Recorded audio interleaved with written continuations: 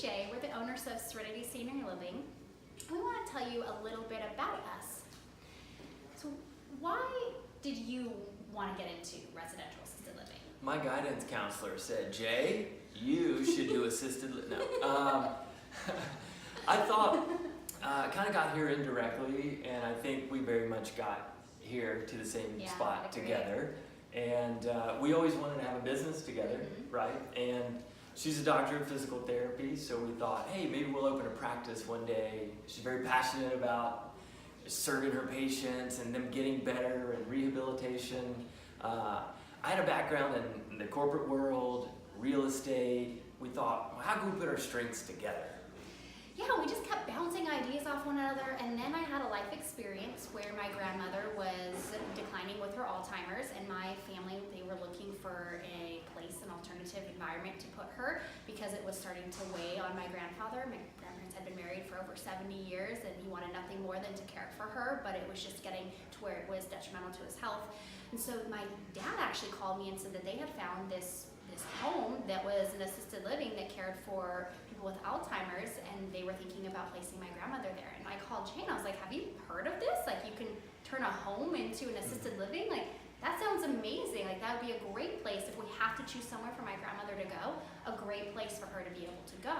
Yeah, it made a ton of sense. I mean, why not keep them in the environment they have been known for? I mean, as long as I've known her, it's like grandma and grandpa's house. That's where we're going for Christmas and Thanksgiving and the food and all of that. So why wouldn't we stay in that type of environment? But I'm not sure that we were still 100% sold on the reason for us until... So my grandmother declined. She ended up falling, breaking her hip, and then passing away very quickly. And that left my grandfather without my grandmother in the independent living community that he was in. He was in a very large, big box, beautiful place, very large, big box. He ended up having a fall on a Friday night, and they didn't find him until Monday. He ended up suffering from a very severe stroke. He ended up aspirating on vomit and getting pneumonia, just awful. And all of that could have been avoided had he been checked on and had he had the level of care that we provide in residential assisted living. So I remember going into the rehab hospital to visit him and just vowing that I would never want anyone to have to go through what we were going through. And we wanted to be able to provide an alternative option of care for individuals. Yeah, that would not have happened in a residential assisted living. It's not something you necessarily can prevent, but it's all about your reaction when you get older. And the reaction time with residential assisted living, because you're in a home, in an environment that feels friendly and familiar.